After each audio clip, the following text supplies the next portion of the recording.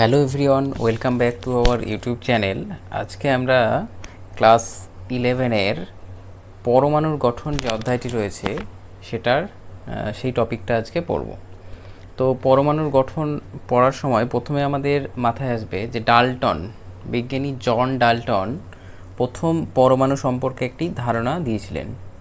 তো ডাল্টন কি বলেছেন যে ডাল্টনের মতে পরমাণু মৌলের ক্ষুদ্রতম অবিভাজ্য কণা।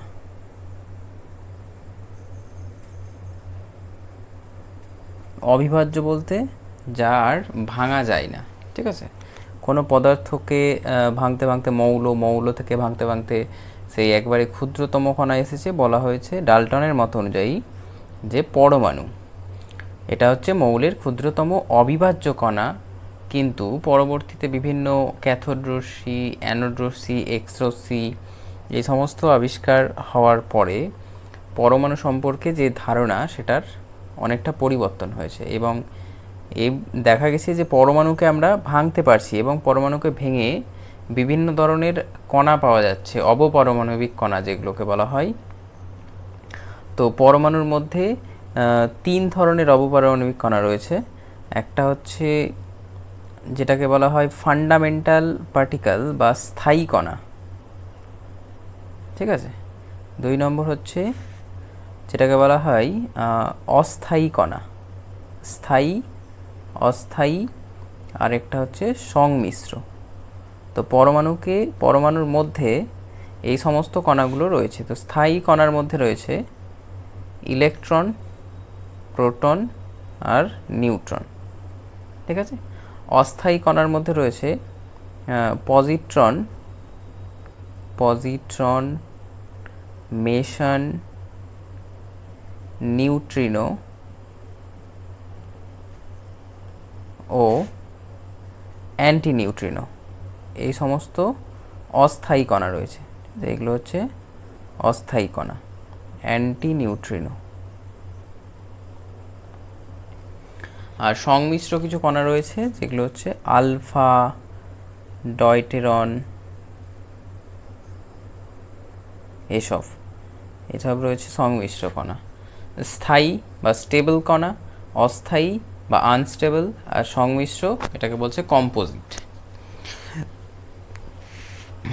তো এবার আমরা পড়ব যে পরমাণুর মধ্যে ইলেকট্রন, প্রোটন, নিউট্রন এই তিনটে কিভাবে আবিষ্কার হলো, যে কীভাবে আমরা জানতে পারলাম যে পরমাণুর ভেতরে গঠনের মধ্যে রয়েছে ইলেকট্রন, প্রোটন আর নিউট্রন। তো ফার্স্ট আমরা পড়ব ডিসকভারি অফ ইলেকট্রন। ইলেকট্রনের আবিষ্কার।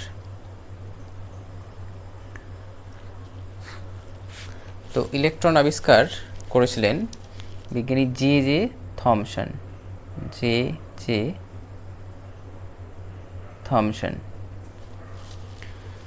তো সে সময় এক্সপেরিমেন্টটা করা হয়েছিল বা পরীক্ষাটা করা হয়েছিল একটা ডিসচার্জ টিউব নিয়ে, যেটাকে বাংলায় বলা হচ্ছে তড়িৎ ক্ষরণ নল, ঠিক আছে। তড়িৎ ক্ষরণ নল।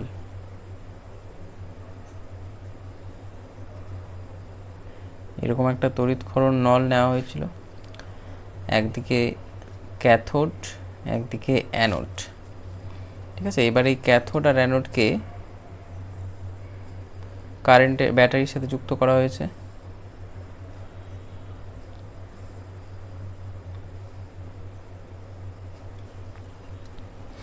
তো এটা হচ্ছে ক্যাথোড,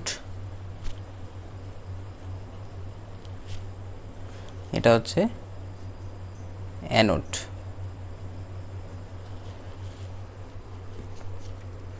তো এটা মাইনাস প্লাস, ঠিক আছে। এখানে হাই ভোল্টেজ দেওয়া হয়েছে, হাই ভোল্টেজ অ্যামাউন্ট হচ্ছে 10⁻³ ভোল্টেজ, ঠিক আছে, 3 ভোল্ট ব্যাটারির সঙ্গে কানেক্ট করা হয়েছে। এর ভেতরে গ্যাস রয়েছে এবং গ্যাসের যে চাপ, এখানে একটা স্টপকক লাগানো রয়েছে।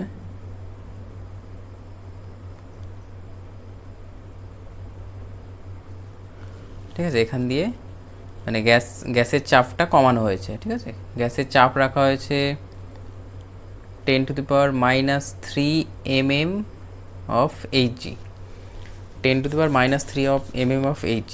এবার যেই কারেন্ট দেওয়া হয়েছে 10⁻³ ভোল্টেজ দেওয়া হয়েছে, দেখা যাচ্ছে যে এখান থেকে কিছু রশ্মি এই ক্যাথোডের দিক থেকে কিছু রশ্মি অ্যানোডের দিকে যাচ্ছে। ঠিক আছে, এই রশ্মিগুলো তো আর দেখা যাচ্ছে না, এগুলো হচ্ছে অদৃশ্য রশ্মি, ক্যাথোড রশ্মি। তো কি করা হয়েছে, এখানে পেছনের দিকে এখানে কিছু কিছু ছেদ করে, ঠিক আছে, এখানে অ্যানোডের মধ্যে ছেদ করে এদিকে জেরেনেসের একটা স্ক্রিন লাগানো হয়েছে।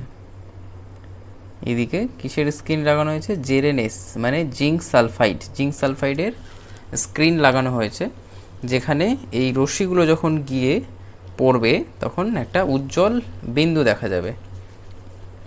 ঠিক আছে, উজ্জ্বল আলোক বিন্দু এখানে দেখা যাবে, মানে ব্রাইট স্পট আমরা দেখতে পাবো এখানে। ঠিক আছে, সেটা থেকে আমরা বুঝতে পারছি যে ক্যাথোড থেকে অ্যানোডের দিকে একটা রশ্মি যাচ্ছে, যেটাকে আমরা নাম দিচ্ছি ক্যাথোড রশ্মি হিসেবে। এবার ক্যাথোড রশ্মির কী কী প্রপার্টি আমরা দেখতে পাচ্ছি এখানে, সেগুলো পড়ব। তো প্রথমত হচ্ছে যে ক্যাথোড রশ্মি বলছে সরল রেখায় চলে। তো সরল রেখায় চলতে গেলে দেখা যাচ্ছে যে এই রশ্মিগুলো যে পথে যাচ্ছে তার সামনে যদি কোনো আমরা বস্তু রাখি, এর সামনে যদি কোনো বস্তু রাখা হয় তাহলে পেছনে কি হবে, পেছনে প্রতিচ্ছায়ার সৃষ্টি হবে। ঠিক আছে, এর পেছনে প্রতিচ্ছায়ার সৃষ্টি হচ্ছে। এর থেকে বোঝা যাচ্ছে যে ক্যাথোড রশ্মি সরল রেখায় চলে। ঠিক আছে, আলোর মতো সরল রেখায় চলে। এটা হচ্ছে ফার্স্ট প্রপার্টি ক্যাথোড রশ্মির। সেকেন্ড প্রপার্টি যেটা, সেটা হচ্ছে দ্বিতীয় নম্বরে, যে এই রশ্মি থেকে এর গতিবেগটা অনেক বেশি। ক্যাথোড থেকে অ্যানোডের দিকে যে রশ্মিটা যাচ্ছে তা তীব্র গতিসম্পন্ন। তো সেক্ষেত্রে কী হবে, যে এই রশ্মিগুলো যে পথে যাচ্ছে সেই পথে যদি প্যাডেল রাখা হয়, পাখাযুক্ত যদি কোনো প্যাডেল রাখা হয়, তাহলে দেখা যাবে যে এটা ঘুরছে। ঠিক আছে, এই রশ্মির প্রভাবে দেখা যাবে ঘুরছে, তাহলে এটা একটা গতিশক্তি সম্পন্ন রশ্মি, ক্যাথোড রশ্মি। তো এটা থেকে আমরা কনক্লুশন লিখতে পারি যে ভরবেগ বিশিষ্ট ও ক্ষুদ্র ক্ষুদ্র কণা দিয়ে গঠিত। ঠিক আছে, এটা থেকে আমরা এই কনক্লুশনটা বলতে পারি। নেক্সট পয়েন্ট নাম্বার 3,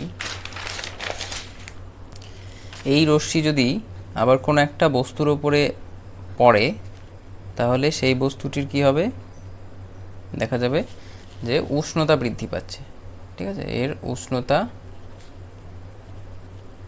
বৃদ্ধি পায়।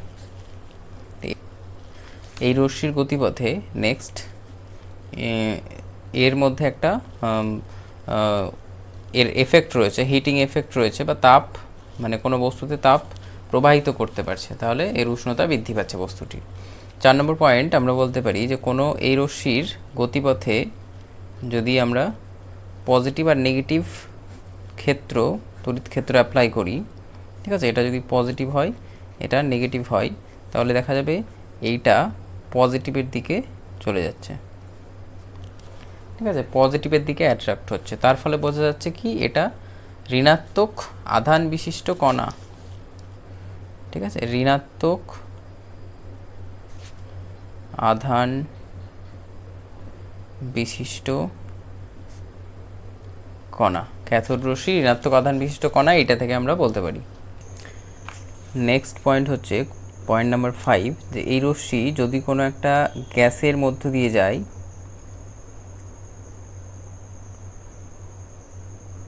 ঠিক আছে, এই গ্যাসের মধ্য দিয়ে যায়, তাহলে গ্যাসটি আয়নিত হয়।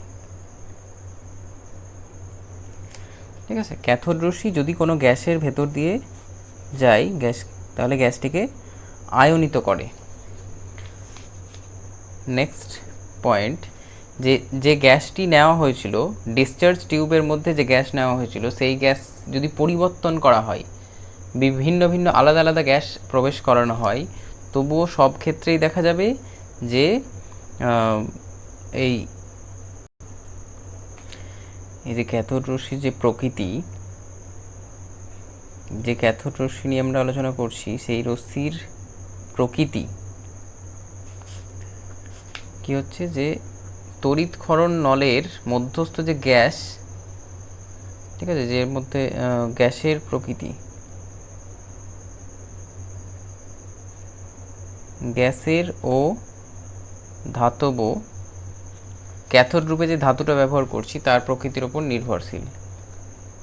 নির্ভরশীল নয়।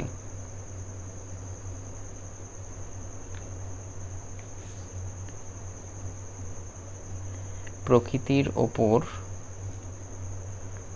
নির্ভরশীল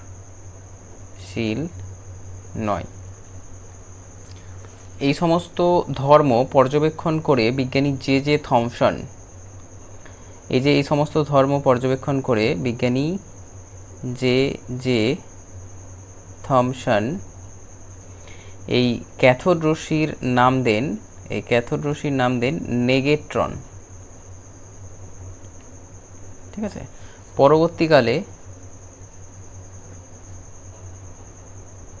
বিজ্ঞানী জি জে স্টোনি কি করলেন, এই কণার নাম রাখেন ইলেকট্রন।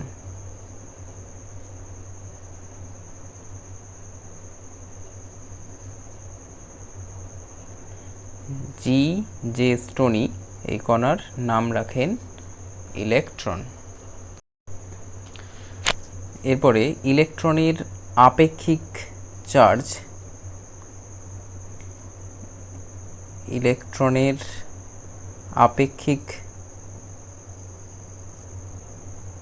চার্জ, বা E/m, চার্জ টু মাস রেশিও বা আপেক্ষিক চার্জ, যেটা পরীক্ষালব্ধভাবে নির্ণয় করা হয়েছে, সেটা হচ্ছে 1.76 × 10⁸ কুলম্ব পার গ্রাম। ঠিক আছে, 1.76 × 10⁸ কুলম্ব পার গ্রাম, এটা হচ্ছে E/m। আর ইলেকট্রনের চার্জ হচ্ছে ইলেকট্রনের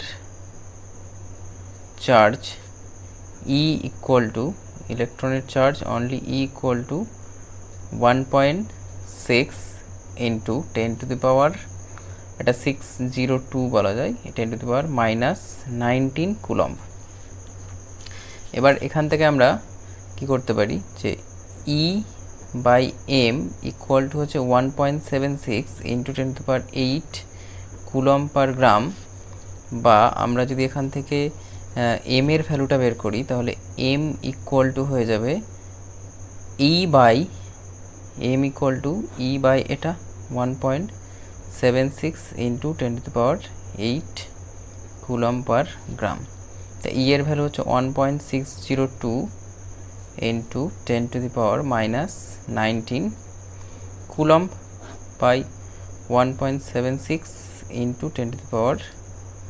10⁸ কুলম্ব পার গ্রাম। কুলম্ব কেটে যাবে, এটা গ্রাম হয়ে যাবে ভ্যালুটা, তাহলে এই ভ্যালুটা আসবে 9.1 × 10⁻−28 গ্রাম। 9.1 × 10⁻−28 গ্রাম, এটা হচ্ছে ইলেকট্রনের মাস বা ইলেকট্রনের ভর। যেহেতু এখানে দেখা গেল যে ক্যাথোড রশ্মি বা ইলেকট্রন কি হলো, যে গ্যাসই ব্যবহার করা হোক না কেন, অথবা যে ধাতুরই ক্যাথোড ব্যবহার করা হোক না কেন, প্রত্যেক ক্ষেত্রেই E/m এর ভ্যালুটা সেম আসছে। এই যে E/m এর ভ্যালু, এর মান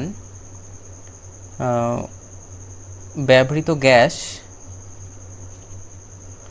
তড়িৎক্ষরণ নল মধ্যস্থ ব্যবহৃত গ্যাস ও ধাতব ক্যাথোড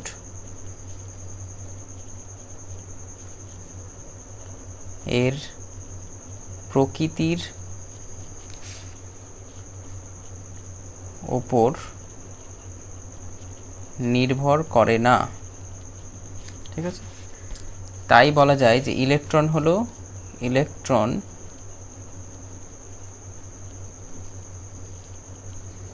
সব মৌলের অপরিহার্য উপাদান। তাই এটা বলা যায় যে ইলেকট্রন সব মৌলের অপরিহার্য উপাদান। এবার আমরা এখানে পড়বো যে ক্যাথোড রশ্মি যে উৎপন্ন হচ্ছে, ক্যাথোড রশ্মি উৎপত্তির ব্যাখ্যা।